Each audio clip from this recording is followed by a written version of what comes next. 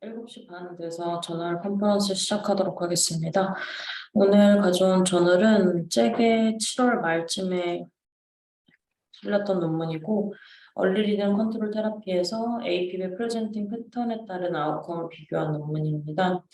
인트로덕션은 옵티멀한 퍼렌탈 매니지먼트에도 불구하고 APB는 여전히 시비어한 카디오바스큘러 컴플리케이션하고 연관성이 있다 알려져 있고 그 중에서도 뭐 파록시스말 APB나 퍼시스턴트 APB같이 디퍼런트한 클리니컬 피노타입에 따라서 클리니컬 아웃컴이 달라진다라는 기존의 연구들이 있었습니다. 그리고 파록시스말 APB 퍼시스턴트보다 리듬 컨트롤 테라피가 조금 더 이펙티브하다라는 결과가 있었으며 파록시스말 APB는 MI의 하이어 리스크와 관련이 있고 퍼시스턴트 APB는 스트로크의 하이어 리스크와 관련이 있다라는 결과 또한 있었습니다. 하지만 퍼시스턴트 APB는 전형적으로 파록시스말 APB 환자들이 APB 스토리가 길어짐에 따라서 퍼시스턴트 APB를 가지게 되는 경우로 전형적으로 생각을 하지만 이런 이펙트들이 있을 수도 있지만 APB 자체의 특성이라든가 에트리얼 카디오마이오패시아와 같은 다른 팩터들로 인해서 퍼시스턴트와 파록시스말이 이제 구분 지어지기도 한다라는 의견을 가지고 있었고 이 연구에서 이제 밝히고자 했던 것은 디퍼런트한 AV 패턴에 따라서 클리니컬 캐릭터리스틱스가 어떻게 다른지와 카디오바스큘라 아웃컴이 어떻게 다른지 그리고 이것을 비교하기 위해서 펄스 다이그노스 AFib과 파록시스말 AFib, 퍼시스턴트 AFib 세 개의 그룹으로 나누어서 비교를 하였습니다.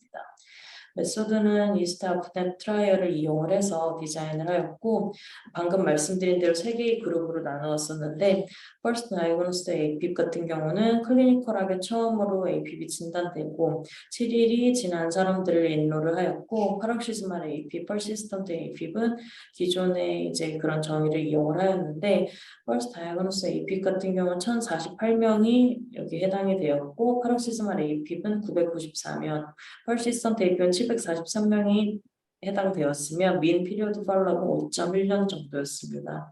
통계 분석을 잠시 살펴보면 AP 패턴과 그리고 트리트먼트를 얼리 리딩 컨트롤과 유주얼 케어를 하는 것에 따라서 폭스 리그레션 모델을 이용을 하였고 처음 퍼스트 프라이머리 아웃컴을 삼은 것은 카디오바스큘러 데스나 스트로크 그리고 하스피탈리제이션을 모두 합친 것을 퍼스트 프라이머리 아웃컴을 삼았고 각각의 인디비주얼 컴포넌트에 따라서 분석을 시행을 하였습니다. 그리고 키 세컨더리 아웃컴이 되는 것은 2년째 됐을 때 리듬과 그리고 LVEF, 퀄리티 오브 라이프, AP 관련된 심텀, 코그니티브 펑션 등을 점수를 이용을 해서 평가를 한 것이 세컨더리 아웃컴이었고 그리고 서브그룹 아날리시스는 AP 패턴에 따라서 이제 날짜가 어느 정도 지났는지에 따라 서브그룹 아날리시스를 시행을 하였습니다.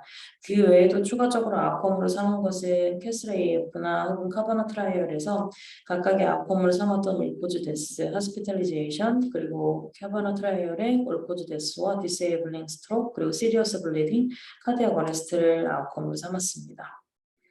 결과에 대해서 말씀을 드리면 퍼스트 다이그노스 AP 환자들이 조금 더 나이가 많고 여성의 비율은 48% 정도 되었었는데 이제 테이블 1에서 보시는 게 베이스라인 캐릭터리스틱스이고 P-밸류가 의미 있게 차이가 있는 것을 위주로 혹은 중요한 거 위주로 말씀을 드리면 전체 환자 중에서 퍼스트 에피소드 다이그노시스 APB 있는 경우가 나이가 다른 두 군에 비해서는 많은 것을 알 수 있었고 여성의 비율은 어느 정도 되는지 살펴보았다면 처음으로 APB 진단된 사람은 48% 정도고 파록시스말 APB 50% 정도 해당을 하였습니다. LVEF는 대부분 다 거의 정상 레인지에 있었던 것을 할 수 있었고 LA 다이아미터도 퍼시스턴트 APB 환자들이 조금 더 47mm 정도 많이 커져 있는 것을 확인할 수 있으며 콘코미턴트한 카디오바스큘러 컨디션에 대해서 알아보고자 한다면 차드바스크 스코어는 세 개 거의 다 점수 차이가 없는 것을 확인을 할 수가 있었고 메디케이션에 대해 알아보면 오럴 안티코아귤레이션이나 베타블로커를 어떻게 사용했는지 보았을 때 오럴 안티코아귤레이션은 P-밸류가 0.00 이하이기는 하지만 대부분 90% 가까이 전부 사용을 하고 있었고 퍼스트 다이그노스 AP 환자들도 87%까지는 사용을 하고 있었습니다. 베타블로커는 세 개의 그룹상에서 특별하게 차이가 있지는 않았고 그 ACE 이니비터나 다른 약제들도 그룹 간에는 컴페어러블한 것으로 확인이 되었습니다. 그래서 여기까지가 베이스라인 캐릭터에 대해서 말씀을 드렸고, 그 다음 전반적으로 이 스타트넷 트라이얼을 통해서 트리트먼트 암과 즉 ERC를 하는 그룹과 유주얼 케어를 하는 그룹에서 AP 프레젠테이션에 따른 트리트먼트의 혹시 스트래티지가 다른지에 대해서 확인을 하였는데, 피겨 1을 보시면 2,800명의 환자들을 대상으로 했을 때 랜덤이 가능한 2,785명을 얼리 리듬 컨트롤과 유주얼 케어를 하는 분으로 나누고, 각각을 퍼스트 에피소드, 베이스라인, 파록시스마, 퍼시스턴트로 나눠서 치료 전략들을 확인을 하였을 때 세 개의 그룹상에서 특별하게 차이를 보이지는 않았다라고 하는 설명을 하는 비교입니다. 그리고 이제 그 얼리 리듬 컨트롤 테라피를 한 그룹에서는 퍼스트 프라이머리 아웃컴을 삼았던 카디오바스큘러 컴플리케이션이 모든 세 개의 AP 패턴 그룹에서 차이가 모두 다 ERC가 좋은 것으로 나왔었는데, 테이블 2를 보시면 퍼스트 프라이머리 아웃컴의 인시던스를 확인했을 때 얼리 리듬 컨트롤과 유주얼 케어를 각각의 군에서 비교를 해도 AP 패턴이 어떻든 간에 얼리 리듬 컨트롤 그룹이 더 좋은 것을 확인을 할 수 있었고, 이것이 테이블 2에 나와 있는 설명이고, 그리고 펄스 다이건스 APIP 같은 경우는 카테터 어블레이션을 하는 비율이 12개월째와 24개월째에 파록시스말이나 펄시스턴트에 비해서는 낮은 비율이 있었다라고 설명을 하고 있었습니다. 그리고 리듬 아웃컴에 대해서 24개월째가 되었을 때에 대해서 피겨 3를 보여드리도록 하겠습니다. 피겨 3는 24개월째 됐을 때 사이너스 리듬으로 어느 정도 유지가 되는지에 대해서 확인을 하는 피겨라고 보시면 되는데, 퍼스트 에피소드 AP 환자들과 파록시스마 AP 환자들은 대부분 24개월째 사이너스 리듬으로 유지가 되는 것을 확인을 할 수가 있었고, 그리고 persistent AP 환자에서는 얼리 리듬 컨트롤과 유주얼 케어를 비교했을 때 얼리 리듬 컨트롤 테라피를 하는 그룹에서 사이너스 리듬으로 유지되는 환자들이 많았다라는 것을 보여주고 있었습니다. 그리고 이어서 말씀을 드리면 이제 여기에서부터가 이 논문에서 중점적으로 이야기를 하고 싶어 하는 것인데, First Diagnosis AP 환자들은 팔로우업을 하면서 ACS로 인한 하스피탈리제이션의 비율이 높았고, 그뿐만 아니라 First Diagnosis APB 있는 환자들은 병원에서 보내는 그러니까 병원에서 보내는 일수가 더 다른 군에 비해서 높았다라는 걸 알 수 있는데, 여기에서 보시면은 ACS로 인한 하스피탈리제이션이라든가 혹은 밤에 병원에서 보내는 밤 일수를 따져보았을 때 얼리 리듬 컨트롤 하는 그룹에서 오히려 유주얼 케어를 하는 그룹보다 더 높게 나타나는 것까지 볼 수 있었고, 그것은 다른 그룹과는 비교했을 때 다른 차별적인 파인딩이라고 설명을 하고 있었습니다. 그리고 테이블 3에서 보시면 얘는 트리트먼트 이펙트를, 그러니까 즉 ERC를 한 환자에서 AP 패턴에 따라서 하자드 레이쇼를 표현을 한 건데, 다른 그룹들에 비해서 퍼스트 에피소드가 있었던 그룹에서 ACS로 인한 하스피탈리제이션이라든가 병원에서 보내는 일수 자체가 다른 두 그룹에 비해서 퍼스트 에피소드 그룹에서 좀 더 많았다는 점을 확인할 수가 있었습니다.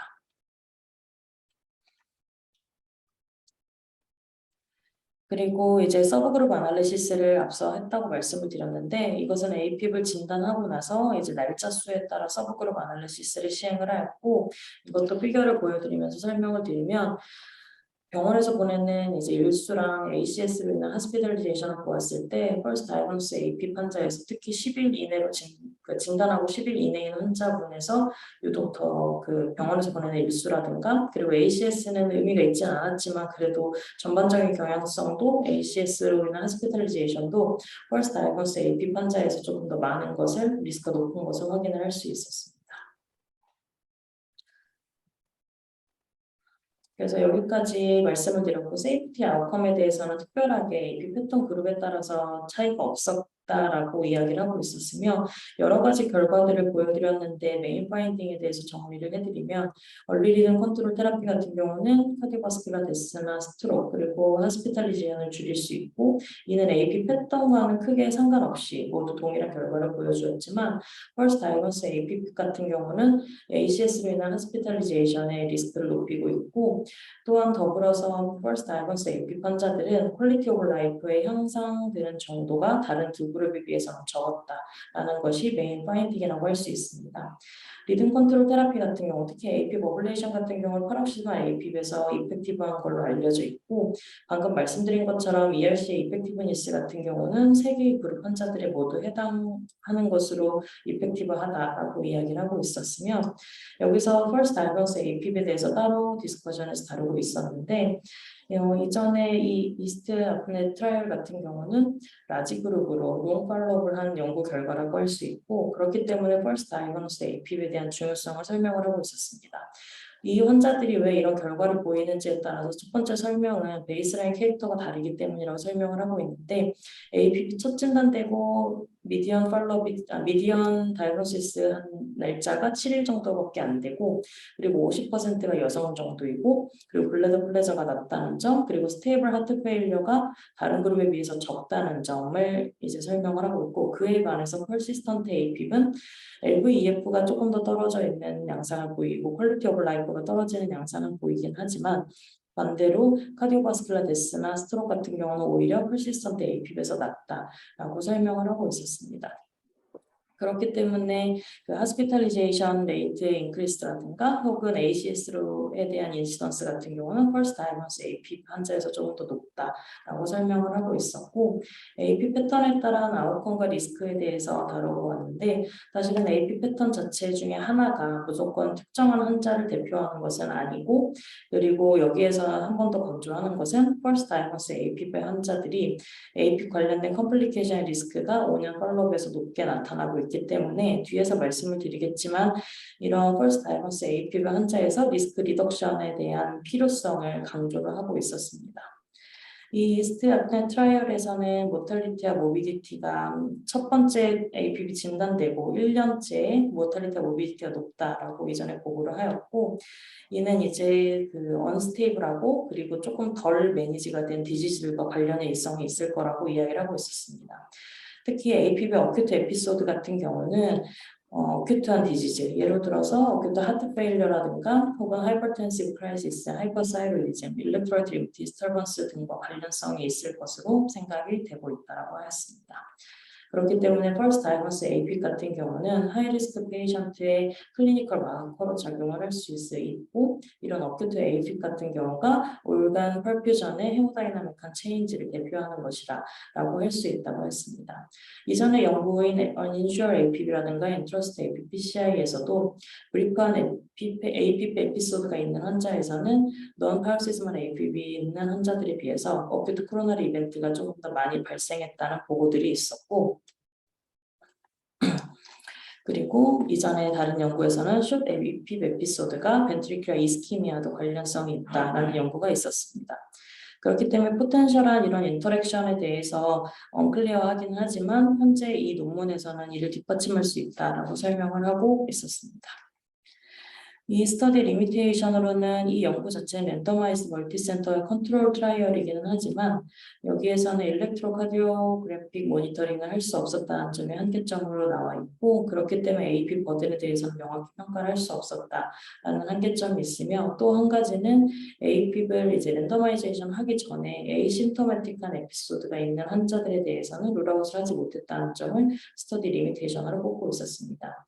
결론적으로는 ERC가 카디오바스큘라 컴플리케이션을 줄일 수 있는 것은 맞는데, First Diagnosis AP 환자에서는 하스피탈리제이션과 그리고 ACS의 인시던스가 높아질 수 있다는 점을 기억을 해야 하고, First Diagnosis APB 하이어 리스크의 심플한 바이오마커가 될 수 있다는 것을 결론으로 삼았습니다. 현재 보여드리는 피겨는 센트럴 일러스트레이션이고, AP 환자를 어큐트 어리드미아와 그리고 크로닉을 어리드미아로 나눠서 크로닉의 파록시스말 퍼시스턴트가 들어가게 되는데, 얼리 리듬 컨트롤 테라피를 했을 때 오히려 ACS와 하스피탈리제이션이 높아질 수 있는 결과를 보이고 있었다라는 것이 이 연구의 메인 파인딩이었습니다.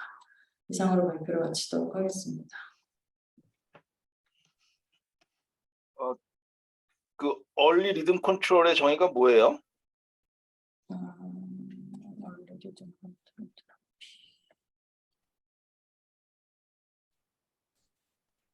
이스테이 F넷 서브 분석이라 그냥 1년 이내에 항부정맥 테스트가 네. 아닐까요? 그러니까 아니 리듬 컨트롤, 그러니까 두 개 다 에블레이션하고 두 개 다야? 전부 네, 다예요. 에블레이션하고 AED 모두 다 해당합니다, 교수님. 약제나 뭐 관계없이 네. 얼리 리듬 컨트롤 한 그룹. 네. 네. 그다음에 아까 그 그룹 나눌 때 네. 둘 다 12개월 미만이던데 페록스말하고 퍼시스턴트가. 네, 둘 다 그렇게 되어 있고 그 외에 더 진단 기준에 대해서는 따로 서플리멘터리나 그렇게 되어 있는 거는 없었습니다. 그래서 요거는 밸리데이션은 얼리 AF넷 트라이얼이니까 네. 진단 받은 후에 1년 이내의 환자들만 있노란 연구니까 그러니까 1년 이내 자체가 네. 워낙 1년 이내만. 그 아웃컴에 아까 해자드 레이셔 보면은 네.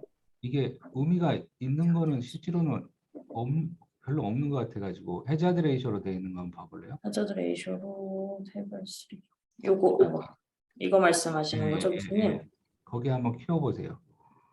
근데 지금 보면은 그 퍼스트 에피소드에서 프라이머리 아웃컴은 0.7에서 1.2까지잖아요. 1.18이 제일 윗줄 거기 퍼스트 에피소드 요거 얘기하시는 거죠. 0.1. 네. 그러니까 페록시말 퍼시스턴트에 비해서 ACS가 많다는 거네, 비교가. 네, 맞아요. 얼리 요거에 리듬 비해서. 컨트롤에서 많다는 게 아니고. 근데 여기는 근데 트리트먼트 이펙트가 있는 환자 내에서 세 개의 그룹 비교한 거긴 합니다, 교수님. 그러니까 얼리 리듬 컨트롤에서 ACS가 많아요? 네, 얼리 리듬 컨트롤 그룹 내에서 비교를 했을 때 세 개의 그룹에서.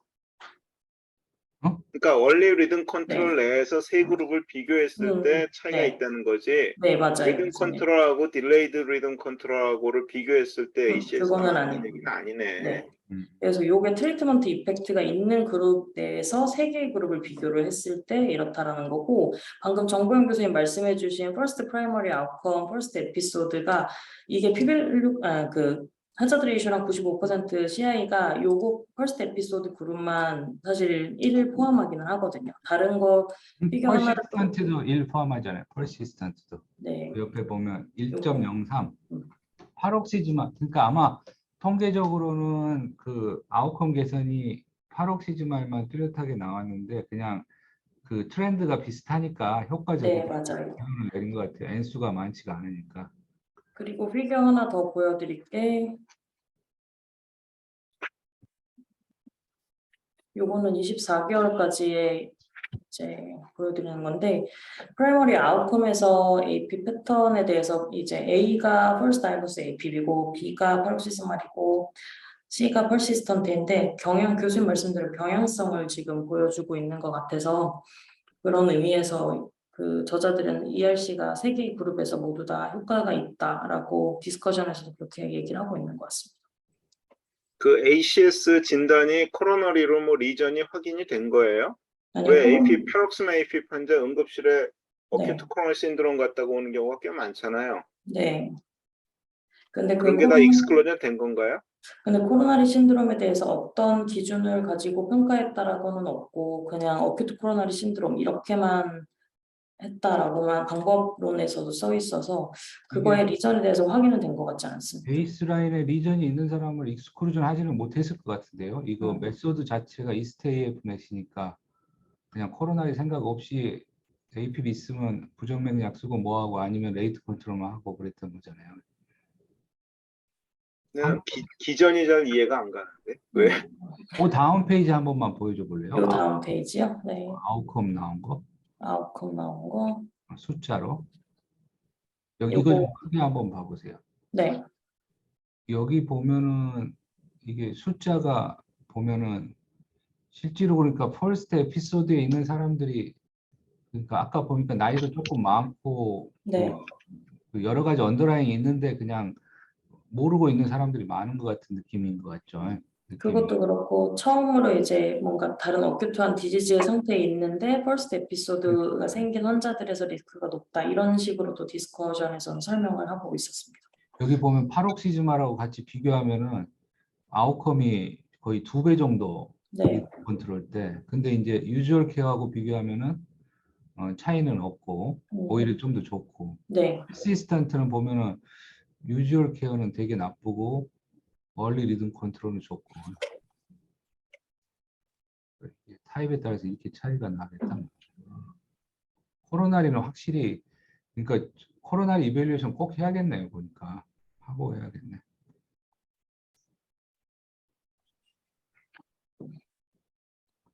지금 이게 코로나리뿐만 아니라 아큐 그래요.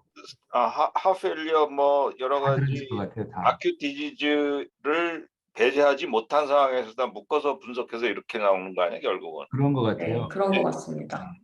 뒤에서도 어큐트 디지즈, 하트 페일러나 뭔가 다른 하이퍼텐시브 크라이시스나 이런 것도 다 관련성이 있을 것이다라고 설명을 하고 있었어서 그런 것 같습니다. 그러니까 처음에 볼 때 진짜 이밸류에이션 잘하고 해야 될 것 같아요. 보면.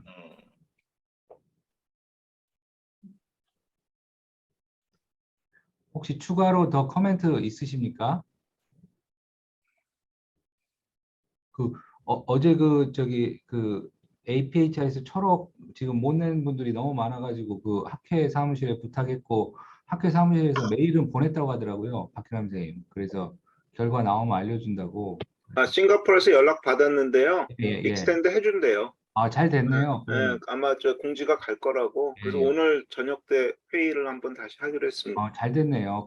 그러면은 펠로우 선생님도 잊지 말고 네, 챙겨서 내겠습니다, 교수님. 김문현 선생이 오늘 바쁘긴 한데 저녁에 한번 대충 카운트 해가지고 뭐뭐 낼 건지 네, 공람 한번 해주세요. 그러면 네, 예. 그럼 추가 코멘트 없으시면 이걸로 끝내시죠. 네, 오늘 잘 저녁은 들었습니다. 해서요. 네, 그렇습니다. 예. 감사합니다. 이게 재밌네. 많이 배웠어요. 예.